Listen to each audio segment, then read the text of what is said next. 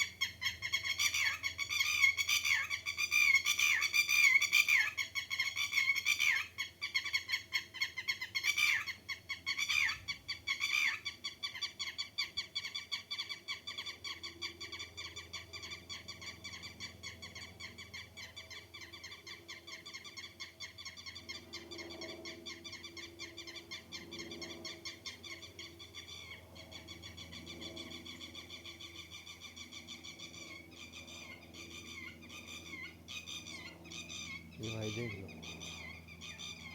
ये मैं स्कूल में जाता था ना, तब इनके बच्चे होते हैं छोटे छोटे, तो भाई उसके लिए रहती हूँ। प्राइवेट जेट दिख रहा है, आज तो दिख रहा होगा भाई थोड़ा सा, वेदर साफ है आज।